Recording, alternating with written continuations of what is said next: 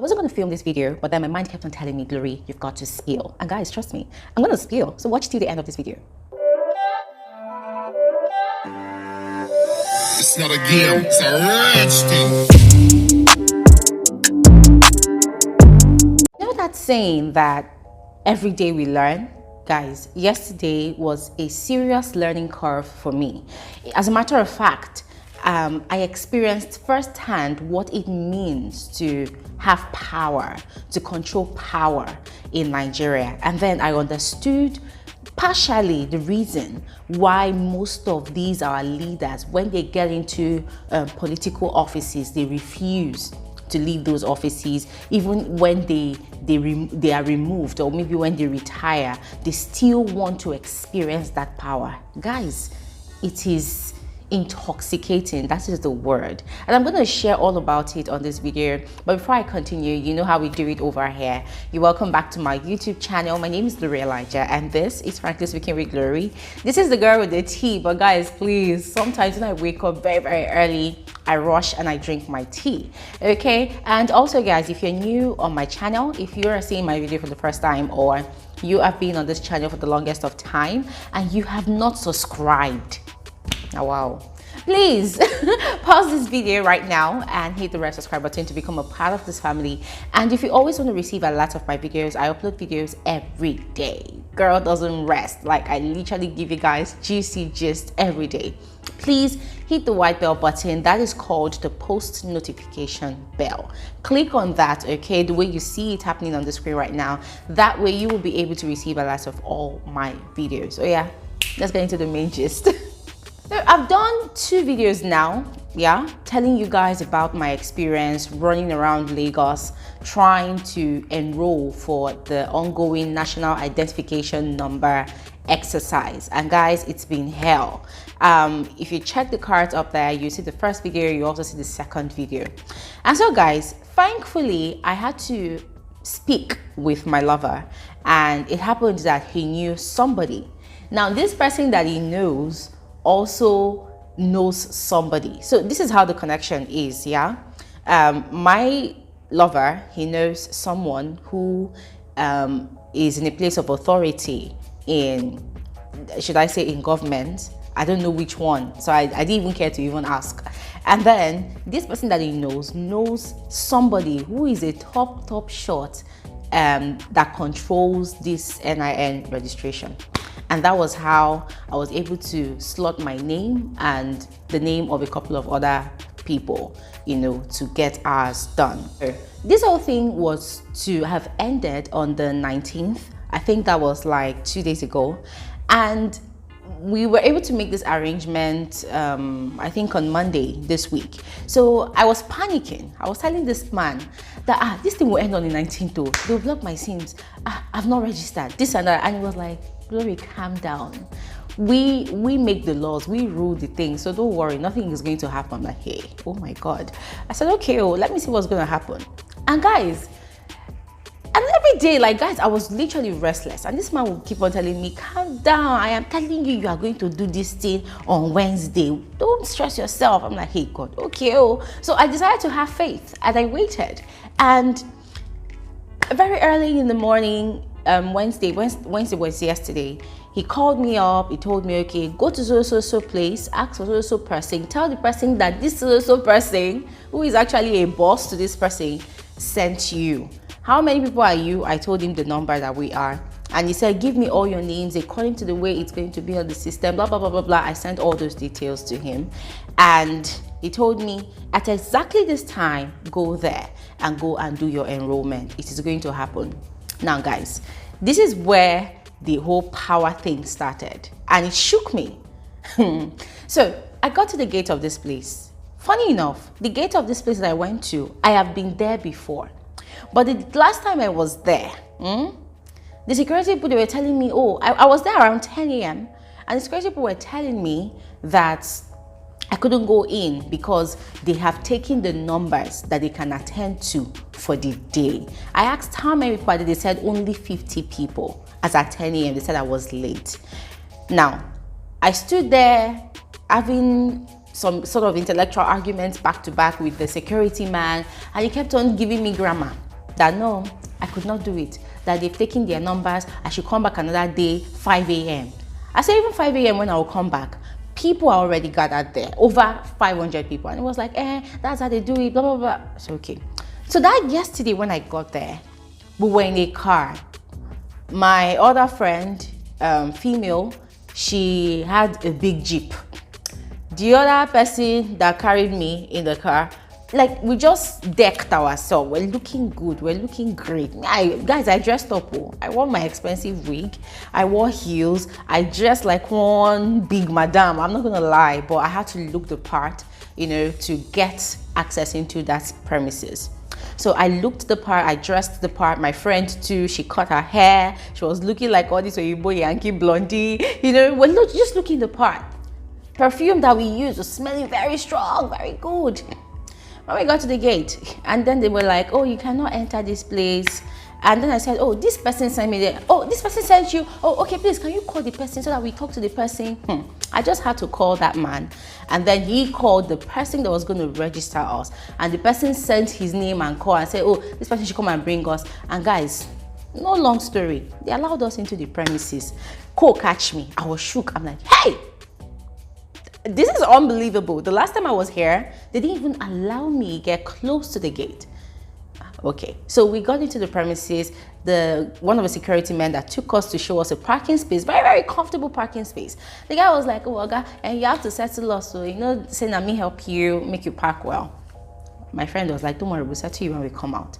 So another security man came, very humble. Guess what? It was the same security man that I had arguments with the last time I came. Oh, apparently, this man did not even recognize me. So he was the one that said, oh, madam, do you know the office you're going to? I said, no, I don't know the office. Which one? Means I was acting all bougie at that. So he was like, okay, you just have to go straight forward. And then when you get to that place, you see the place. Okay, if you miss your way, please don't fail to come back and call me. I'm like, oh, thank you very much. There's no need for that. Guys, I'm not gonna lie, yeah, while all these things were happening, I was freaking amazed. I was amazed and disgusted, actually. When we got to the office, guys, there were people outside. I think I saw over 30 people on the corridor, and the corridor was kind of narrow, it was kind of small. I saw another bunch of people on the other side, and then inside the office I saw the officials. There were just about 2 who had laptops in front of them who were doing the registration, and then one person was actually coordinating the crowd. So when the person saw me, I went to him, I spoke politely. I'm like, hi, I'm looking for this person, sent to me by this person, which is their boss. Now, oh, you, okay. And madam, man, please, this place is very hot. Just stay outside there, just wait, and then we'll call you back. I'm like, okay. So me and my friends, we chilled outside, we're waiting. We waited though, guys, some interesting things happened while we're waiting. Now while we're waiting, one lady came looking I thought I was looking bougie. Okay.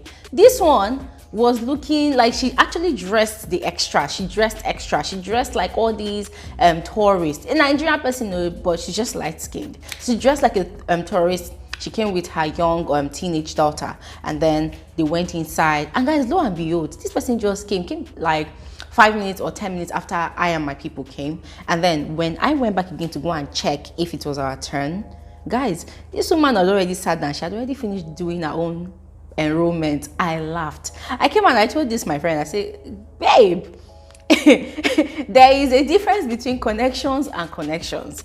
Probably our own connection is the one controlling the whole NIA. Probably the connection this woman has is the one controlling the order from above, because this person just came, went in and did her own enrollment with her daughter's one. That was the one. She finished and she left, and she was like, oh my god, this is just so fast. As I was laughing. After that one left, another one came. Oh, fine chubby lady, fine body like this, petite. She just came. How she even entered, I presume that, okay, probably the same way we entered the premises. She came inside. Oh my god. She entered, she went, she did hers. In the next 10 minutes, she was out, and she was like, oh my god, the process is so fast. Hey god. My friend was like, Glory, do you think we should go and remind this man that we're here? I now called the person that linked us up, and he was like, why won't they attend to you? Does he want me to call his boss? I'm going to call. I said, sir, please don't call his boss here, please. Maybe he's forgotten. So I went there and said, oh, please ma, 20 minutes, we'll call you, okay? This place is crowded. I said, okay. We went again and waited. After like 30 minutes, we saw another 2 sets of people. They went in there, they did theirs, and they left. I'm like, hey. So that was when I went, high and mighty, carrying my heels, high walk, straight up. I went there and I just stood in front of the door. And I was looking at the man like this. He was like, oh, madam, I'm so sorry. Please, give me your form. Where are your people's forms? Guys, all these things I was doing, I was feeling really, really guilty. I was feeling really, really guilty. I was feeling horrible. I was feeling terrible because there were a lot of people on the queue. They were, don't get me wrong, they were attending to these people that they were on the queue. So don't get me wrong, they were actually doing their job. They were attending to people on the queue. But the thing is, when somebody from their high authority arrives, they abandon other people that they're attending to, and they give preference to those people from their bosses. You know, so in as much as I was feeling very, very irritated, I just wanted to do this thing and just get out of that place because I was feeling suffocated. I was wearing my face mask all through and I couldn't breathe, you know. So finally we waited until about 6 p.m. We got there about 4:30, so we waited till about 6 p.m. and then we finally did it, you know. But one of my friends could not do hers because she's not fully Nigerian yet, you know. So guys, when we were done, I finished mine and I was outside, and then I heard a conversation that actually broke my heart. It was this young girl, very, very young girl, probably about the age of 15 or 16. So she was there. I noticed that she was going back and forth, pacing around the environment. And then somebody was asking, you never do your own till today. And the girl was lamenting bitterly. She was lamenting, these people are so greedy. That is how they'll be bringing their own people. Because I saw plenty from people where there was one person that would go to the gate. I think person would go and bring forms and come back and give it to the guys registering on the computer, you know, and then before you know it, those people will come in. Probably they agreed to pay some amount of money or something. I don't know what happens. And then they will come in, they will attend to them, and they will leave, you know. So this young girl was complaining bitterly that she has been sleeping at this place for the past 3 days. I don't know if she actually meant like literally sleeping in that dark, dirty place, you know, but I don't know. But she said she had been sleeping in that place for the past 3 days, and she'll close work with them, she'll resume work with them, and then they'll still tell her that they are not done with the people they were attending to the previous day. So she has to wait. And then she was like, see now, new people are coming, they're attending to the new people. Hey guys, I felt so ashamed of myself. I felt so ashamed of myself. Right there in my presence, before I finished doing mine, one man, big bulky man, he came with his wife, he came with his 1-year-old daughter, he came with his 2-month-old baby, he came with his mother-in-law. Guys, guess what? You see that entire family like that? They all did their enrollment. And taking the pictures of those 2 babies, it was hell. Because the daughter kept on looking left and right and center. The 2-month-old baby, that one kept on crying, and we were trying to make him smile so that he would at least look good on his ID. But dude was not having it. He was not having the heat. He was not having all the wahala, so he was crying. Guys, this man just came with his family and he did for everybody, including a 2-month-old baby. And they finished and they left. Guys, when I was done, I went outside. I was just thinking, I said, my God, what kind of... I said, okay, let me be realistic for a second.